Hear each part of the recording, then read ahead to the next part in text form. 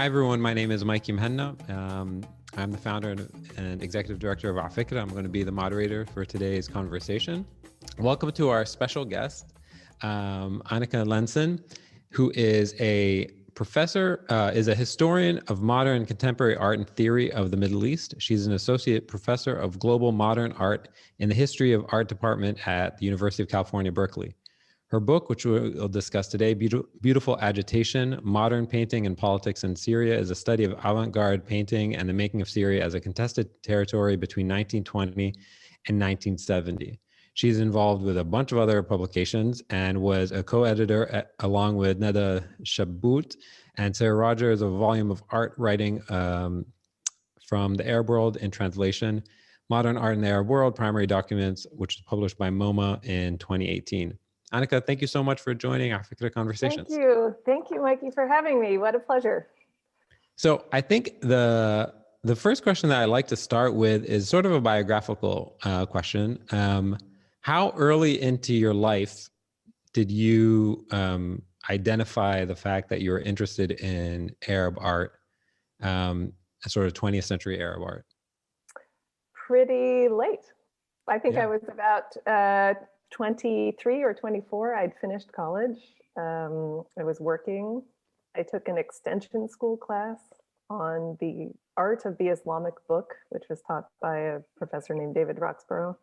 And when I took that class, I finally had good, substantive, exciting rationale to reject the Italian Renaissance as the supposedly best art ever made, which I had always hated. Were you looking for that? You were dying. Yes. I had never liked any of those paintings. And it was such a relief to take a class where not only was the art far more beautiful, but the parameters of the course were devoted to the robust intellectual histories of a different way to think about images. So that was so exciting that I literally reprioritized what I thought I was doing and took a couple more classes in that vein and went to grad school. But concomitantly, I'd always been involved with artists and artist groups and the actual production of art. And I knew I wanted to ultimately work on art where I could be in some kind of conversation with the makers. So, have a sense of the stakes of what it means to make something for the artists themselves. So I sort of,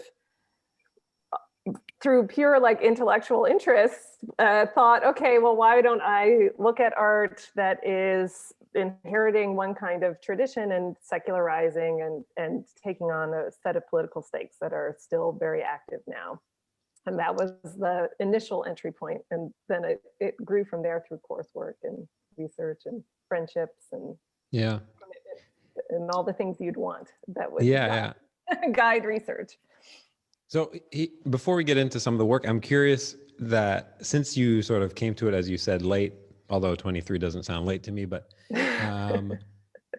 looking back at what you understood about this domain at let's say 25 or 26 or 27, what were you wrong about? What didn't you understand that you thought you understood? That now, speaking back to that, Anneka, you'd be like, you still haven't cracked that nut yet. All right, that's a great question. Let me say the reason it felt late was that for all of my college experience, I didn't have a very strong historical imagination, so I didn't understand what it meant to study history. I feel like that was a pretty late realization that history can actually show you that the present doesn't have to be the way that it is, that there were other possibilities and that those can always be recuperated. So that was the big lesson that became sustaining for me. In my I'm sure we'll return to this, but in terms of how I then approached looking at the modern period, which there's a lot of debate about when that is, and we can also talk about that, but certainly I think the way that a lot of scholarship on the 20th century in the Arab region is organized by sort of nation state. And it took me a while to push beyond sort of national framings to realize that the artists themselves were interacting with a lot of intersections and conjunctions of other ideas of themselves and who their audiences were. So that was a slower realization. And once that came into play, it changed how I even looked for my archives and, what I was looking for when I researched certain artworks or certain people.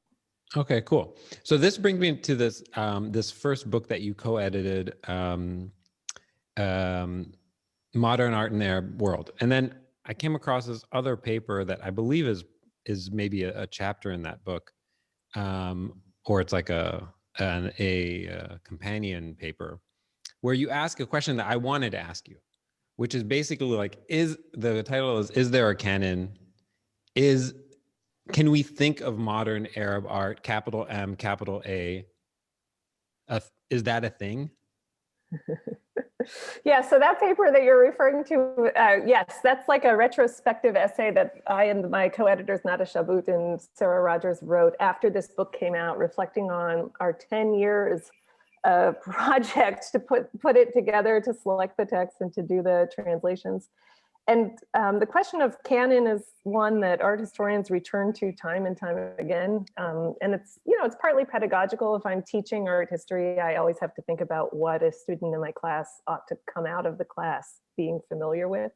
And that's sort of our canon. But because the field intersects with museums, the canon has a direct monetization. The second something enters a museum or becomes collectible or even becomes famous, its actual pricing and a world market changes. So there's a lot of power attached to an idea of a canon.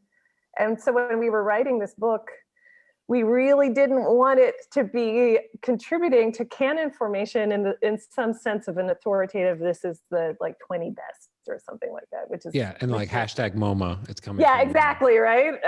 So in fact, the book is, it has 100 images in there, but it's 460 pages. It's very text heavy, and that's partly by design. It's supposed to prompt further research so you can read how artists were talking about their practice, and we lightly illustrated, and what remains to be filled in often are the works that didn't get collected by a couple of museums with enough money to make color reproductions. And instead, there's a digital gap, there's a sort of gap of resources just for good images.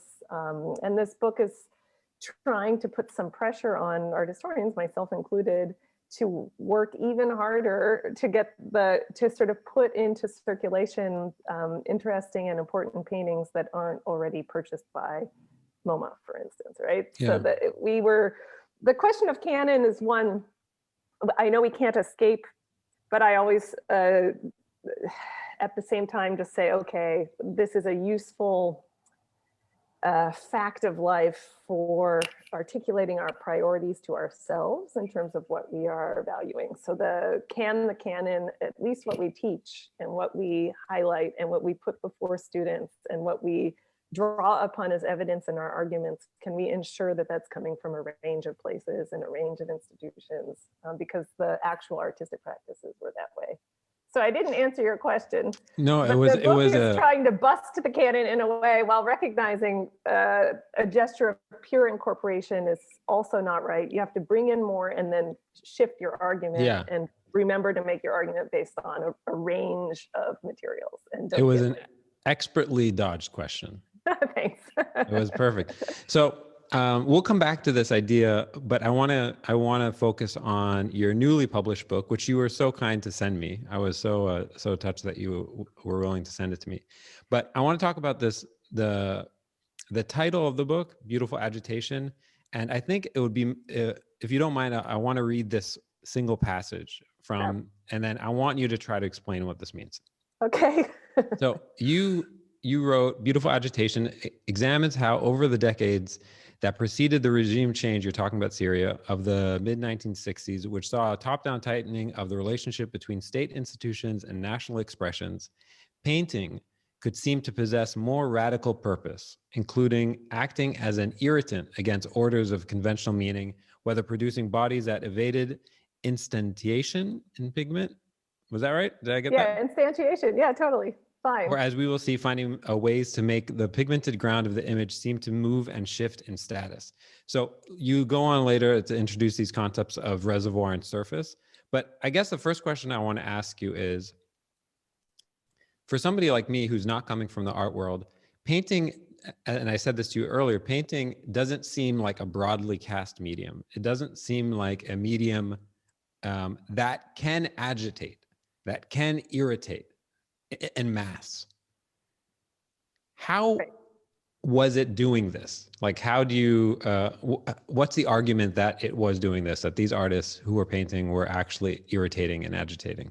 Sure. Yeah, great question. And that is the question that I think any reader of this book will have. And I attempt to make the case and, over the totality of the book. And it's the hardest case because you're right. Questions of efficacy for any kind of phenomenon, it is hard to measure. So I'll make one point that an art historian would make, and then I'll go to the bigger question of sort of how does an image ever connect to its viewer? How do we understand that? I'll just quickly say the way that modern painting is often described in terms of what shifts from the preceding centuries to the 20th century is a sort of definition of art based on an artist manipulating colored pigments on a surface. Mm-hmm. And as soon as you define the task in that way, as opposed to like mirroring the world or creating an illusion, that's how we enter this modern space of some idea of semi-autonomous inputs, right? Some colors on a flat ground. And then you can get excited about, our language for appreciating modern painting is like that. You talk about sort of the emotion or something that is transferred by the way that the way the artist wields the brush in order to produce this kind of shape.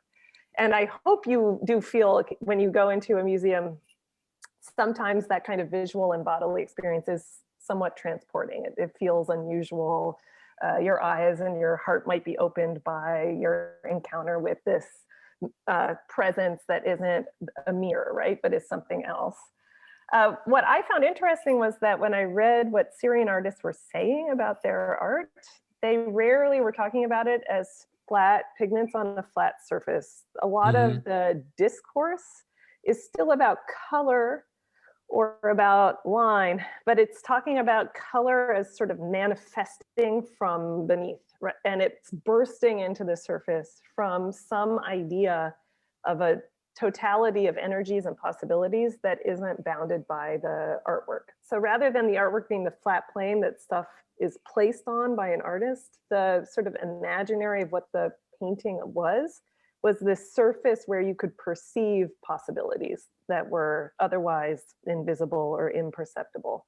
So in order to make the case about how this would irritate anything, is that one, in a time like in the 1960s, when the Syrian cultural apparatus started to actually be so bold as to say, we want you to submit paintings that have national content, where they were sort of trying to prescribe the message of paintings, the artists that I was tracking, which were active in the 60s, but trained earlier, rejected that idea that that's what art was supposed to do. It's not supposed to just confirm something you already know.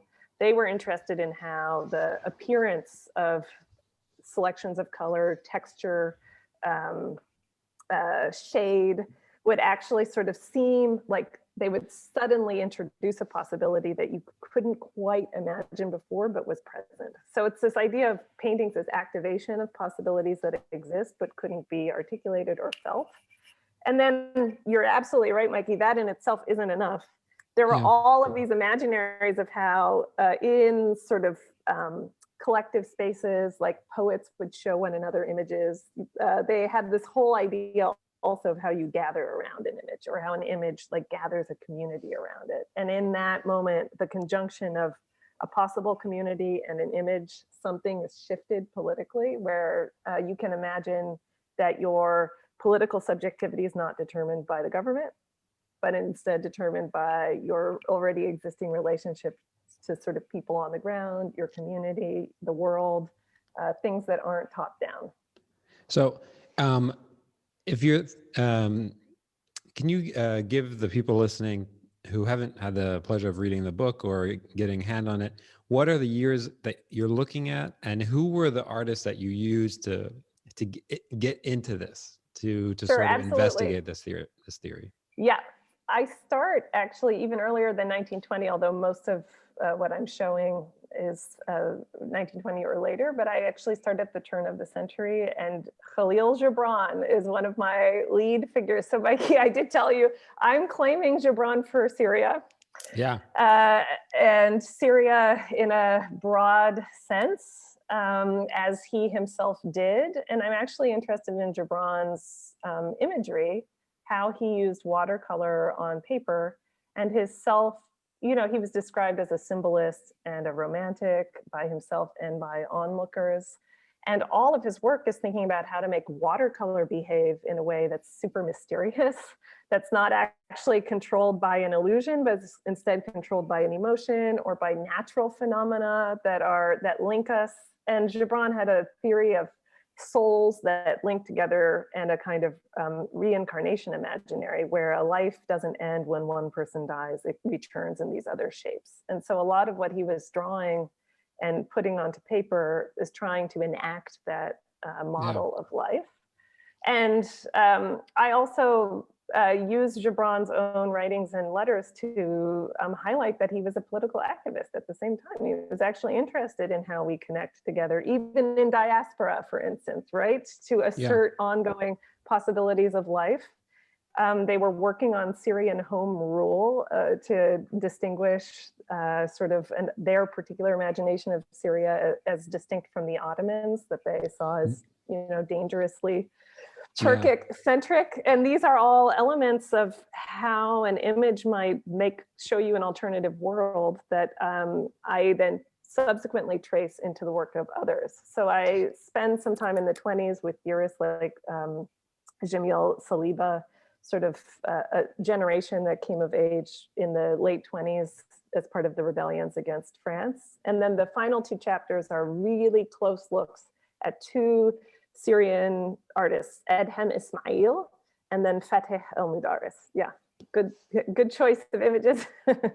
So I want to ask about Ismail, who I wasn't familiar with before looking into your work. I always think of these, whenever I think of artists, I think of the actual person, you know, the one pant leg at a time person. Right. Did they like each other? Were these people who admired each other's work? Did they feel like they were part of a similar movement? Good question. You mean maybe, so Adham Ismail and Fateh Al-Moudarres were contemporaries. Yeah.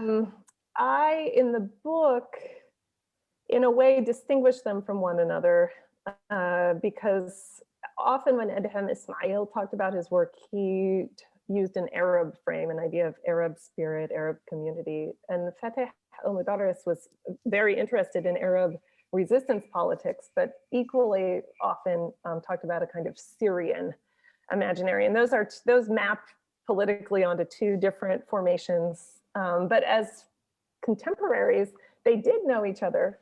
Adham Ismail spent 2 years as a young teacher in Aleppo, teaching at the Tajhiz in the late 1940s. So he knew Moudarres from there before either one of them was sort of settled in Damascus. And I did even find references to Fateh in letters that Adham had sent to his brother Sidti. So they were, in the very early 50s, recognized one another as ambitious artists that were trying to raise the overall quality of Syrian art. And they talked about each one's own submissions to the National Salon. So the Syrian National Salon is established in 1950. And it's the first governmental investment in promoting arts. And so it's like, you know, it's the event of the year. And they do, in their correspondence that I was able to check through family collections, they do mention one another and sort of, are in the same orbit. I don't think they hung out. Fateh Al-Moudarres is renowned for enjoying drinking and like going out late at night and being sort of irascible figure, and everybody referred to Adham Ismail as a Sufi and this pure-hearted person. I think he also liked to drink, but I don't think they were in the same sort of circles of conviviality. And of course, Adham Ismail died way young, tragically and suddenly at the end of on Christmas Day, 1963. I think I'm getting that right. Oh my God. And Al-Moudarres lived until the 90s. So they have very different scopes of careers also. Yeah. So I guess, can I ask you just like a technical question? Yeah. How did you write this book? What does it look like to approach the process of writing a book like this? So I approached it without a good plan, and it took me a very long time. But did you know what the book was going to be before you started? All. No. Yeah. The way a person starts is the way that everybody starts in your program also. You say, I'm interested in this, who's written about it? Yeah. So as a graduate student, as a second-year graduate student putting together a proposal, in graduate school, you have to sort of convince people in advance, and they say, okay, this is promising enough, you can continue. Yeah. We're not going to kick you out of the program. I was mostly thinking about the kind of generational model of artists, akin to what you just asked, sort of, did they know one another? Yeah. I followed the writing of Ilyas Zayat, who's a brilliant Syrian artist and art historian, who had written about Syrian art in terms of the kinds of institutions that made it possible. So Syrian modern art in the 50s, he pointed out that it was often dominated by civic groups that came together in the parlors of their own homes because they liked to paint, to train with one another, and that this was the sort of driver of progress in terms of focusing attention on what mattered and what was interesting. And then in his study, he pointed out that the College of Fine Arts was established during the UAR period. And then from the 60s onward, that it emerged as a center for ideas and training, and it professionalized the sort of art world, right? So you suddenly, in order to be recognized as an artist, you needed an actual degree. Whereas in the 50s, of course, people were interested in degrees, but it was often these groups that were producing the credentials and the interest around something like painting, which is always pretty niche. It's not poetry. It's weird. It's hard. It didn't have like this huge take up. To your point, actually, Mikey, an individual painting, how far does that reach versus a poem that can be recited by everybody? It's a totally different scale. So I actually started with that question about institutions. And then I did go to Syria lots of times. I had a Fulbright in 2010, but before that I'd gone every summer trying to get better at my Arabic so I could actually do the interviews I wanted to do. And that takes a long time also to slowly become competent and so I'm not a drag to talk to. So I could appear witty in Arabic so that, artists won't be like, oh my God, here she comes again. They'll instead want to talk with me. It just takes time. And in doing that, of course, as artists or artist families share more material, then I could complicate this initial question about institutions. But my work remains really interested in that. What is necessary for people to recognize that art is interesting, might be a carrier for imagination, might be meaningful. And in Syria, it definitely wasn't like the government exhibitions that did that. It was other kinds of smaller groups. It was artists collaborating with literary figures. It was artists who were also in political parties. And those kinds of registers of conversation increased the stakes and intensity of the practice. I'm interested in that. Yeah. So the time scale of the book sort of ends at 1965, right? But time doesn't end after 1965. What happens afterwards? So what happens after that's a whole other book, and I do hope to write it. It doesn't mean the art gets bad or something, but it does. Beautiful agitation, bigger and better. Yes. Tokyo Drift. Yeah, I know. First, I have to like show I have a hit with the first book, right? Nobody will make a sequel, but yeah, no. What happens is that the government apparatus expands, and more artists are involved in ideas of generational conversation that are directed more by initiatives that have the Syrian government as a partner. And that is a different scene. The other thing that happens after 65 is that television and moving image become a part of artistic practice much more often. A lot of artists get employed by the television station, become designers. And again, back to your question of like the scale of media, artworks actually get reproduced a lot more in things like experimental cinematic productions. Sure. And those are all things I do really want to talk about. They're important and they're interesting, but they didn't fit in this book, which is more sort of painting centric, and then occasionally painting in relationship to photography. Great. So I guess one last question before we leave this book. What sort of questions do you hope you leave readers with? Like, what are the sort of, what questions do you, I feel like I have a sense of what you're trying to answer. Right. What do you hope that they walk away with saying, oh my God, this I need to check out, this I need to check out, this I don't understand. What are you hoping to, totally. Like, what does success look like, basically? Yes. Well, I'll admit this is an academic book. So what I hope art historians get out of this, especially art historians who, even like myself, so I talked about hating Renaissance painting, but I loved Jackson Pollock, right? Like I did like the certain version of modernism where the idea of flatness defines a lot of what art historians go on to, the kinds of arguments that we make about an image that's not a realistic image.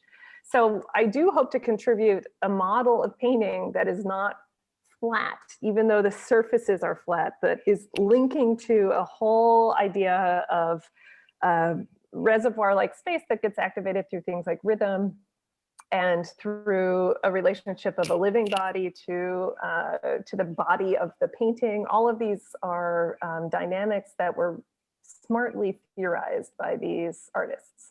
So I'm trying to bring that in. And I also really want everybody to take away the fact that these artists were also intellectual producers, that this isn't a practice of making just pretty paintings, that these artists believed in what they were doing and thought a lot about what contributions they thought they were making to questions of their time.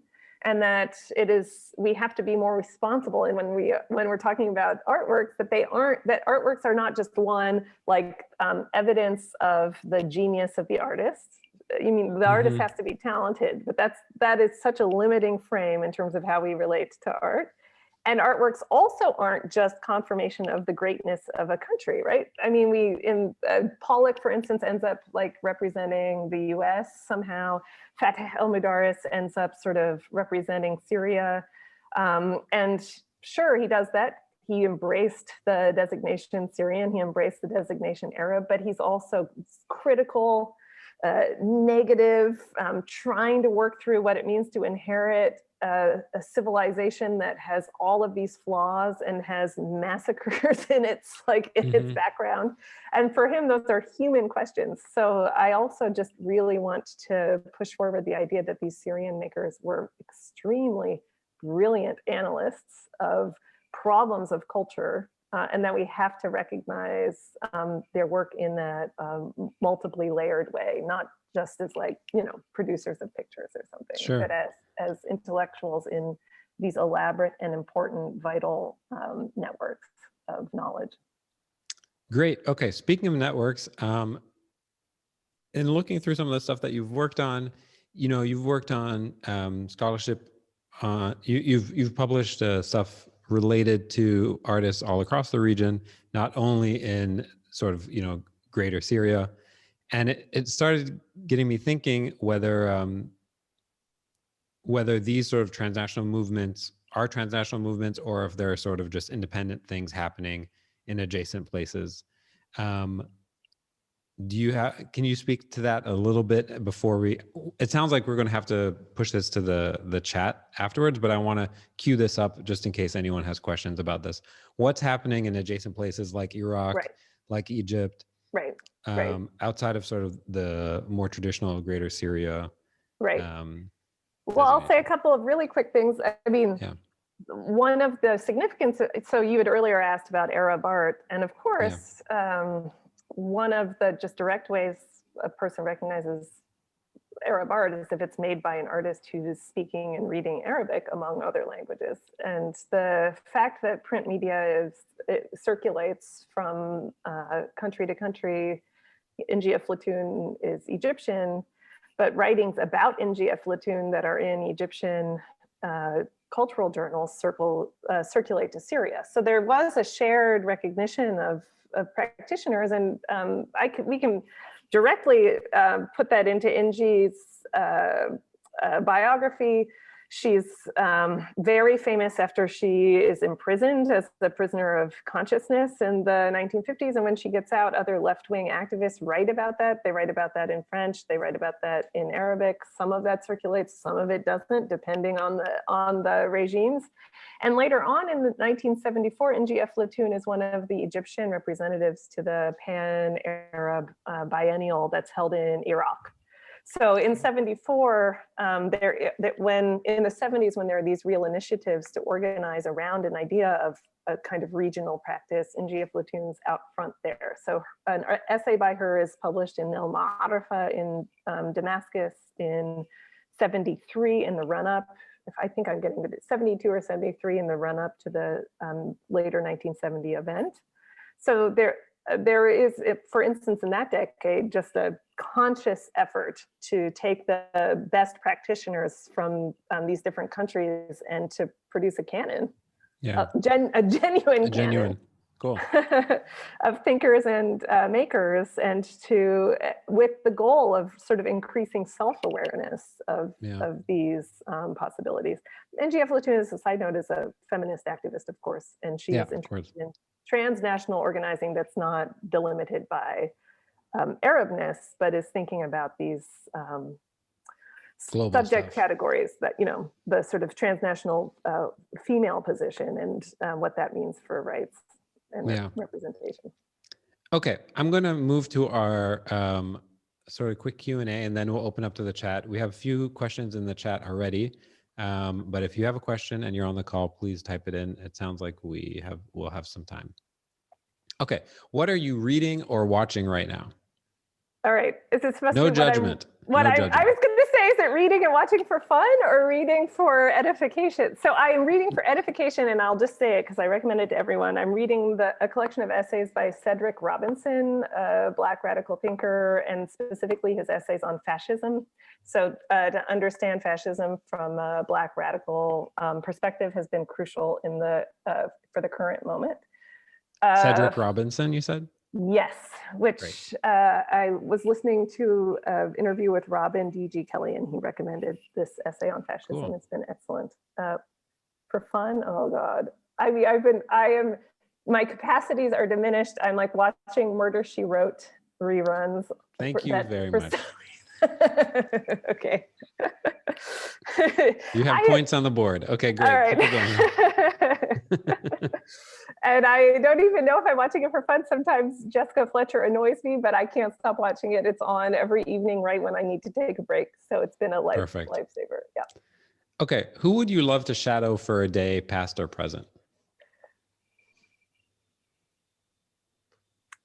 I hope this isn't too nerdy, but actually Ingia Flatoun or somebody like Arwa Saleh, these figures who actually do have autobiographies that have been published and have even been translated into English, making them easier to read. And yet, even in their autobiographies, seem to present themselves in a very controlled, purposefully allegorical, committed way. And I'd actually love to shadow them to understand a little bit more about the depth of their life experience. Yeah, behind the sort of the curtain.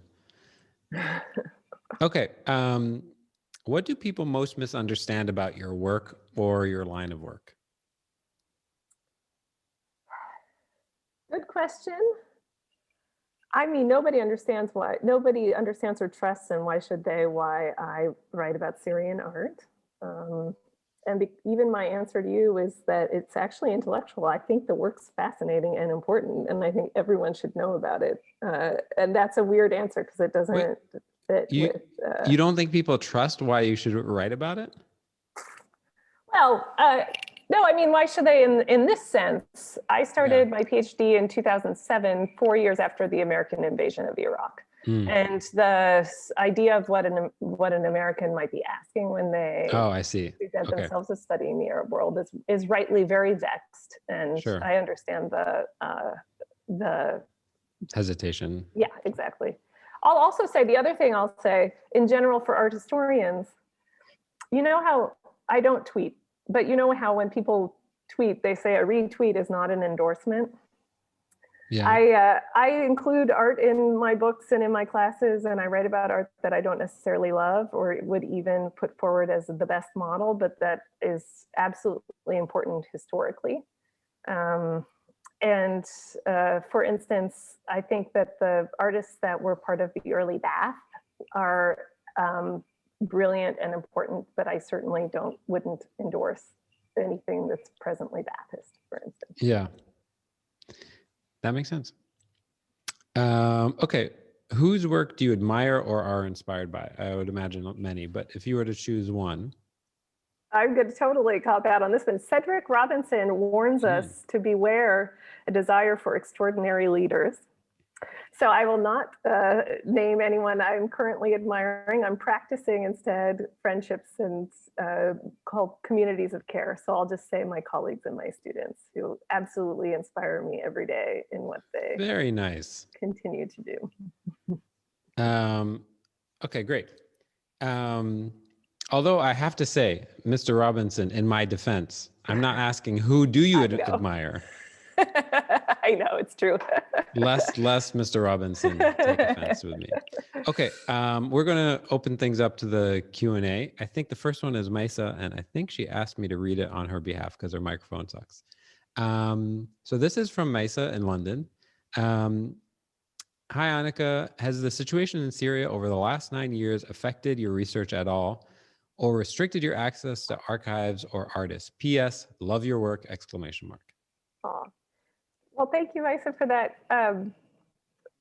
compliment. And yes, of course, it has affected my research, and it's even affected my relationship to my research. When I was talking cheerfully just now about how when I initially framed my research project, it was important to me to talk to artists and understand what they thought they were doing, even if I didn't take that as the end of the significance of their work. And I never thought that there would be what we refer to as the Arab Spring with Syrian revolution breaking out in Syria. Once that happened, I certainly expected that there would be a terrible crackdown, and now so many Syrians displaced. I haven't been back to Syria since 2011. I understand it's possible to fly into Damascus. I don't think I would want to with the present regime still there. So yeah, it has affected every level of things. The stakes of who I think I'm writing for, what sort of bearing historical witness might actually do in the present. I've had to wrestle with that a lot. I've wrestled with feeling like the work has become meaningless, even though I believe in history generally. It feels terrible to write a history of something, of a place that feels like it's changed so much, it isn't very recognizable. And certainly just generally in terms of accessing works, the Syrian artworks have always been all around the world. There's, of course, many Syrians living outside of Syria anyway, art collectors, promoters, artists themselves. So that it was never the case that everything that I was going to use to write this was always localized in Syria. But it certainly has meant that I've leaned more heavily on private collections and persons that took materials with them. I, however, should say that in 2011, the National Museum in Damascus, which has a beautiful collection of modern work, which was always up on a second floor gallery that was sometimes open and sometimes not, but filled with just amazing works, including a lot by Adham Ismail and Fateh Al-Moudarres, that the curators there allowed me to look at the records for the modern collection and even to photograph those records. And so if I hadn't had the generosity of the curatorial staff at the National Museum in Damascus, half of what I end up arguing in the book, I wouldn't have been able to argue. So I'm exceedingly lucky that not only was I allowed to see this material, but actually document it. Great. Thanks, Maisa. Okay, up next is Ratib. Hi, thanks guys, and thank you for the presentation. I wanted to ask first about what was going to happen post the 1960s, but then Mikey asked that. And then I wanted to also ask about what's happening in the region, and then Mikey also asked that as well. So I guess what I wanted to ask about more is, how do you compare the process that the artists were going through in this period that you covered in Syria with artists that were living elsewhere in the region and internationally, and how do you think they fed into each other's work? Ooh, wonderful question. So I'll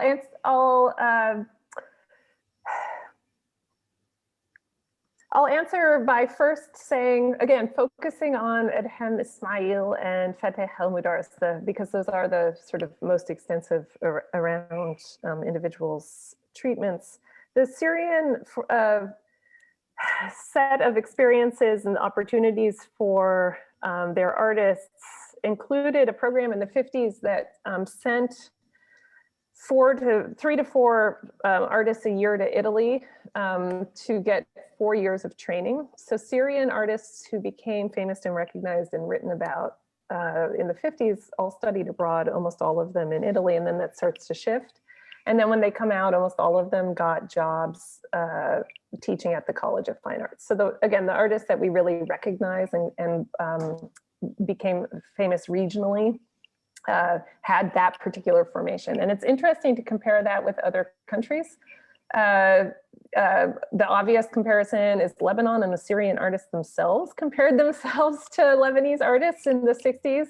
And Lebanon had a gallery scene because Syria had a controlled economy.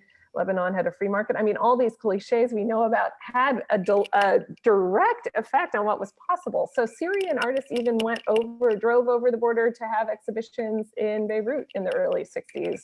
And that was a platform for getting a kind of critical response that was important to them. Fateh Al-Moudarres claims he lived in Beirut from 1962 to 1967, and he means creatively he was present there. The fact that artists got jobs at the College of Fine Arts, which isn't that unusual in the region or elsewhere, how many artists actually support themselves by making their art, is, however, still decisive. There were few women that were selected to study abroad in Italy, I presume partly because there was some idea that women didn't just go traveling alone, even though otherwise there was a real investment in women's professional lives. And this meant that there were almost no teachers at the College of Fine Arts that were women. And that's distinct from Egypt. Not that a lot of women were professors there, but there was a little bit more investment in putting women artists front and center as part of a national developmentalist agenda. So there are just all of these interesting slight distinctions in terms of what the scene put forward as the most significant part of their aspirations as artists. Great, thanks, Ratib. Okay, up next is Sylvia, or Sylvie. I hope I'm saying that right. And she asked me to ask this question. Hi, Anneka. It sounds like a lot of artists you looked at were self-taught / may not have had formal training. To what extent did their study, including in the West, to what extent did they study, including in the West, and where did they draw their influences from? Thanks, Sylvia, Oxford, UK. Great, thank you, Sylvie, for the question. And I began to answer it, but interestingly, you are also right about the self-taught aspect. Gibran, in the early days, like he died in 31, so he's a much earlier artist. But then also Adham Ismail and Fateh Al-Moudarres, they all get advanced academic training, but they all began to make their reputations before that. So it's interesting that these artists are sort of self-taught to an extent and emerge into view, and then they have patrons, whether private patrons or governments, that then subsequently send them to get academic training, which introduces an interesting question in all of their lives, which is, did they resist foreign influence or did they take it in? Given that they started as artists where they were responding to themselves, how do they then acculturate or not to the later academic training that they're exposed to? So Gibran studied in France, and then both Adham Ismail and Fateh Al-Moudarres studied in Rome. Adham Ismail in Rome from 51 until 56, and Moudarres from 54 until about 60. And all of them read voraciously beforehand. This is an interesting thing about a lot of artists, especially artists who are not in European capitals, so they don't have access to originals. Everybody learns through reproductions. So I really strongly identify with this, having grown up in rural Ohio. There were a bunch of artworks I thought I loved until I saw them in person and hated them, right? So I thought the color schemes are better in like the certain commercial reproduction values. I thought I liked Magritte, and then in person, it looks way more naive than I wanted it to be, right? I thought it was this like beautiful photorealistic image. And these artists report on that too. Like they had ideas of paintings, they saw them in person, they didn't care for them in person, or vice versa. They saw them in person and realized why you had to. So there's this elaborate and fascinating negotiation with originals and copies. That's important and part of their thinking. So cool. Okay. Thanks for the question. Next up is Dima. Dima, you want to unmute yourself? Hi. Thanks, Anneka. It was a beautiful presentation. Learned a lot. My question is more of a formal analysis. I think I saw or glimpsed a painting by Fateh in the presentation. Something about women was in the title, and Women at the Wedding, right? Yeah. Right, that one. And I was wondering, what caught my attention were the masks, the faces. And does this become a trope in Syrian painting? Because I know that there's something similar going on in Iraq. And could you just say a little bit more about the use of masks in modern painting, please? Yes, great question. And actually, I saw somebody earlier had said Marwan is one of their favorite artists, and there are a couple of sort of like marionette paintings by Marwan also. So yes, it's funny, when I described the Women at the Wedding painting that you're seeing here, which is the painting that you do have to see in person, it reproduces terribly. It's in the Samawi collection, and I did get to see it in Dubai. It's a painting that has sand as part of the preparation, so it's got a abrasive texture.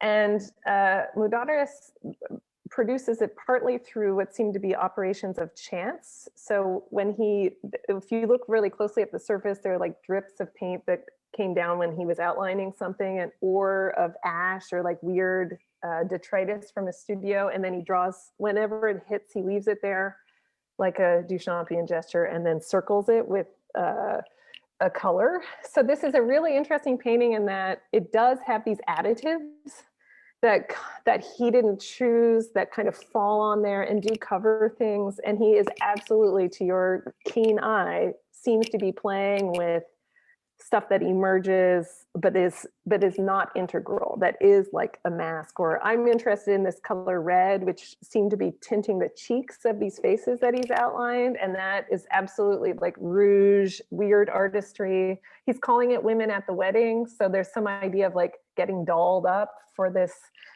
being handed away, right, into these wedding rites. And he actually does write a lot about the terrible dynamics of matrimonial rituals in the sort of in the 60s that he feels are very archaic. So there is absolutely a play with surface and this idea of artifice. that Al-Moudarres considers key. And even this sketch, my favorite, like Rorschach blot image of all time, you have this blot coming up and then he makes it the mask that covers the face of this priestess. So you just have perpetually these costumes that are getting added to some psychological lack that he was really interested in. And I do think, you know, the sense that the modern moment is filled with terrible contradictions that are ripping away some sort of authentic being, I think is clear. I mean, that's modernists worldwide to think of that, but that is very central to a lot of Arab modernist thinking in Iraq as well. So that would be my guess at why we're seeing that recur. But Al-Moudarres is like when he writes, he's worried about what he refers to as a killer, which is this thing within all of us that emerges in order to try to discipline our imaginations and sever parts of ourselves. So that is the what I see in that kind of painting with just these layers of added false additions. Thanks for the question. So before we sign off in our last minute, if you're interested in checking out the book or looking up Anneka online, she's very Googleable and findable. So if you want to connect with Anneka afterwards, please just take a quick Google search. Before we log off, please give us feedback. You can go to the URL that I'm pasting into the chat, afikra.com/wasthisgood. That's the only question we ask. So please take a moment and answer it. If you want to become one of our supporters and help us keep doing this work and keep everything free and open to all, please consider becoming one of our monthly supporters. And lastly, I'm really happy to thank Anneka. Thank you so much for sharing your insights and your perspective. This was super, super interesting. Thanks for fielding all of my 15-year-old questions. Thanks for asking them. This was a delight. I can't believe an hour has passed. We could keep going. Yeah, I know. It's really, really great. Hopefully, I would love to have you back at some point because you have a lot of stuff out there. So this was really, really fun. Thank you to everybody on the call. Stay involved, keep contributing, and see you all soon. Thanks, everybody.